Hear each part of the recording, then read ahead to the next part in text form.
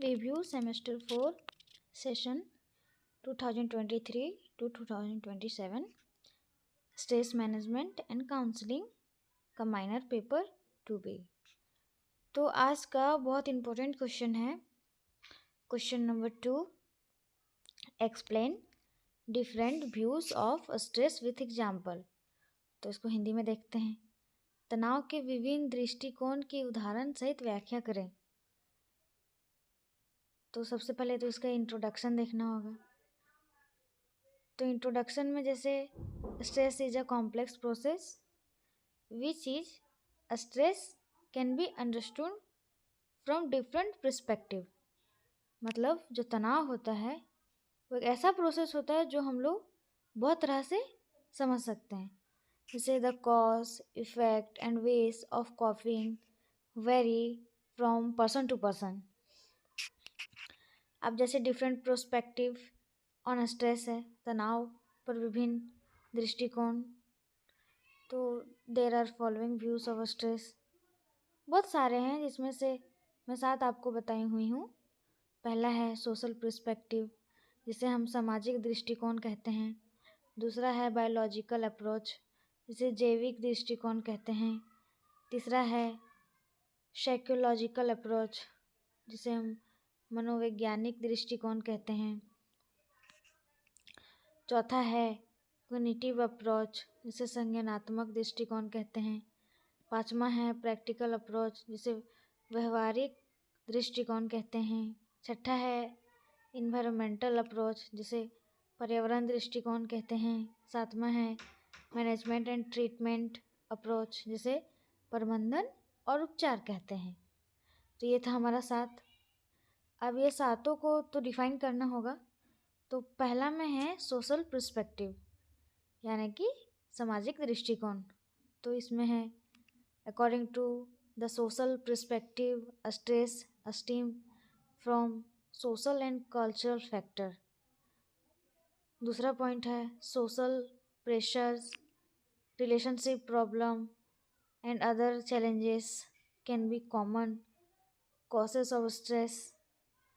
तीसरा है the social perspective recognize that stress is not just an individual response but also influenced by the social environment। Means हमें सामाजिक रूप से जो बाहरी रूप से जो तनाव मिलती है वो है, और कुछ कुछ अंदरूनी भी मिलती है। इस एग्जाम्पल में pressure to post perfect pics on social media leading to stress about online image. जैसे हम सोशल मीडिया में आज के टाइम पे फ़ोटो पोस्ट करते हैं तो हमें विभिन्न प्रकार का टेंशन रहता है कि क्या कमेंट्स आएंगे, क्या नहीं, कितने लाइक्स आएंगे, लोग पसंद करेंगे कि नहीं। ये भी एक टेंशन ही है, ये भी एक टाइप ऑफ स्ट्रेस है। दूसरा है बायोलॉजिकल अप्रोच। तो इसमें हम लोग देखते हैं कि क्या होता है।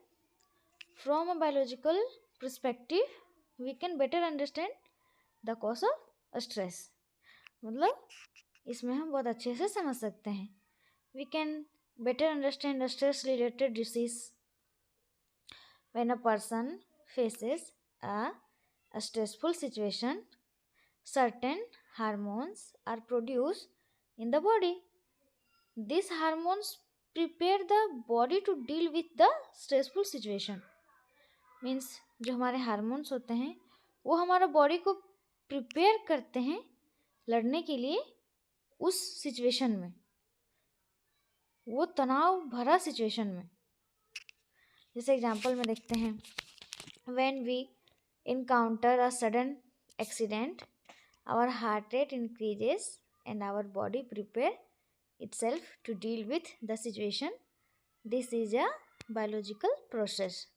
जैसे जब हमारा सडन एक्सीडेंट हो जाता है तो फिर हमारा हार्ट रेट बढ़ जाती है, और उस टाइम हमारा जो माइंड रहता है ना, वो और बॉडी खुद को प्रिपेयर करता है इस सिचुएशन में लड़ने के लिए। तो ये था सबसे बेस्ट एग्जांपल। अब तीसरा में है साइकोलॉजिकल पर्सपेक्टिव। तो इसमें according to this perspective stress is related to an individual's mental state and tough process. How a person perceives a situation and how they react to it depends on their mental framework. A stress often arises when individual faces circumstances that are beyond their control. Means एक ऐसा situation जहाँ दिमागी रूप से हमें लड़ना होता है. एक इंसान जब डिफ़िकल्ट सिचुएशन में पड़ता है तो अपने आप को उस चीज़ में मतलब ढलता है, उस चीज़ में ढाल के फिर वो अपने आप को प्रिपेयर करता है कि मैं इस टेंशन को या इस स्ट्रेस से मैं निकलूं, मतलब उसे कंट्रोल करता है. ऐसे एग्जांपल में देखते हैं. राहुल, मतलब राहुल एक लड़का है. Rahul is a man who works in a large company. He has become stressed due to work pressure and deadlines. Rahul feels that he won't be able to complete his work on time and this will put this job at risk. This stuff further increases his stress. जैसे राहुल एक लड़का है, वो एक बड़ा company में काम करता है. वो हमेशा प्रेशर में रहता है काम के दौरान. राहुल फील करता है कि वो अपना काम पूरा कर ही नहीं पाएगा टाइम पे, तो उसका जॉब अगर वो नहीं कर पाएगा तो फिर उसका जॉब तो रिस्क में आ जाएगा. तो उसके लिए एक ये टफ सिचुएशन है. चौथा है कॉग्निटिव अप्रोच. इसमें according to the cognitive approach the main cause of stress lies in an individual's thinking and understanding abilities. That is, what a person thinks about a particular situation. The cognitive approach posits that our thoughts and perception generate stress. Means कि ये एक ऐसा stress है जिसमें इंसान का सोचने और समझने का क्षमता दिखता है.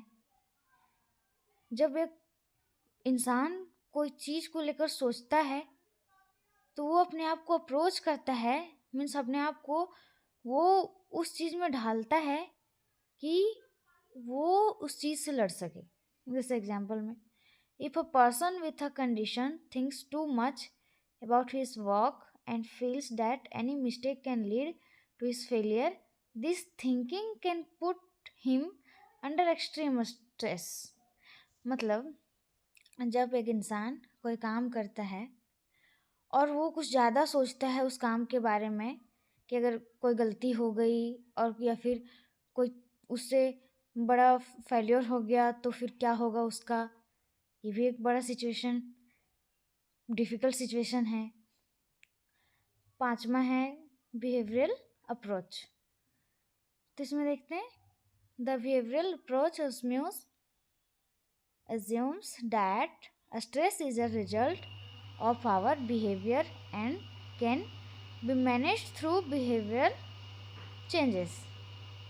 से हमारा ये तो सारा बिहेवियर पर डिपेंड करता है कि हम कैसे मैनेज करेंगे कैसे नहीं. जैसे एग्जांपल में देखते हैं, if a person is constantly stressed due to time management problem, they can reduce their stress by adopting new time management technique and prioritizing their task effectively. Such practical changes can lower stress level. जैसे जब कोई इंसान बहुत ज़्यादा stress रहता है, जब वो टाइम मैनेज नहीं कर पाता, तो वो एक नया टाइम प्लान कर सकता है और वो नए टाइम को अगर वो मैनेज कर ले तो वो इस सिचुएशन से निकल सकता है और वो उसका फिर उस टाइम उसका स्ट्रेस कम होगा. छठा है इन्वायरमेंटल पर्सपेक्टिव. इसमें the environmental perspective attempts to explain that when an individual is affected by environmental factors such as noise, overcrowding, pollution, or difficult living condition, they experience stress. Means ये तो सबसे पहले तो environmental perspective हो गया, पर्यावरण दृष्टिकोण, जिसमें तो पर्यावरण से रिलेटेड है। तो इसमें है कि जब कोई पर्सन अफेक्ट होता है बाहरी हल्ला या फिर भीड़ भाड़ से या प्रदूषण से, या फिर बहुत डिफ़िकल्ट सिचुएशन वो रह रहा हो कंडीशन में, और वो एक्सपीरियंस कर रहा हो उस स्ट्रेस का कि वो कैसे मैनेज करे। जैसे एग्जांपल में, if you live in a very noisy और polluted environment for a long period, it can negatively affect your mental and physical health, leading to stress। तो वही बात हो गई कि जब कोई इंसान अगर इतना पॉल्यूटेड जगह पे रहता है, मीन्स इस पर्यावरण में लंबे समय के लिए, तो उसके तो नेगेटिव विचार आएंगे, उसके तो पॉजिटिव विचार आने से रहें, उसका दिमाग तो बहुत तरह से डिस्टर्ब हो जाएगी। तो ये भी एक बहुत बड़ा स्ट्रेस है। 7वां में है management and treatment approach.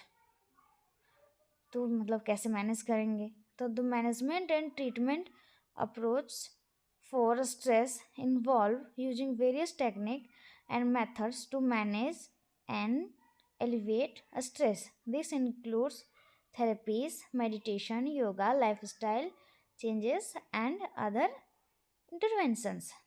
Means इसका समाधान क्या है, तो सबसे पहले कि बहुत सारे टेक्निक्स हैं जिसको हम अप्लाई कर सकते हैं अपना लाइफ में इसको मैनेज करने के लिए। जैसे पहले तो कुछ ऐसे थेरेपीज है, जैसे मेडिटेशन हो गई, योगा, अपना लाइफ स्टाइल में चेंज करना पड़ेगा, रहने का तो अलग तरीका अपनाना पड़ेगा, डेली लाइफ रूटीन चेंज करना पड़ेगा। फिर बहुत सारे ऐसे चीज़ है जो जैसे टाइम मैनेज करना पड़ेगा, अपने आप को शांत रखना पड़ेगा।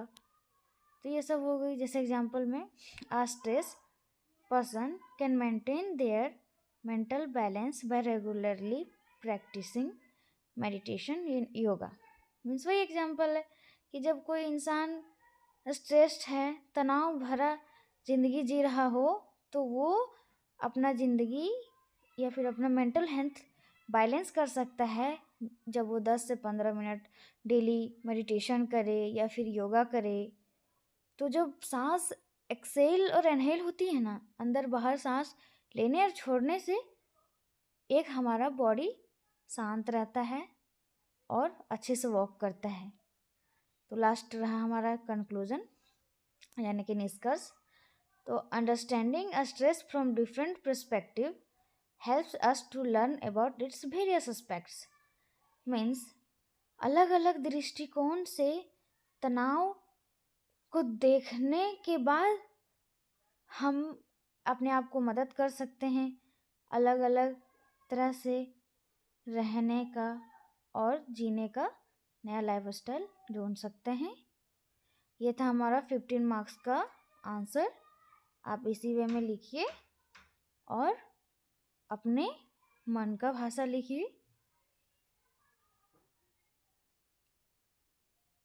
और ऐसे ऐसे क्वेश्चन आंसर के लिए मुझे आप फॉलो कर सकते हैं।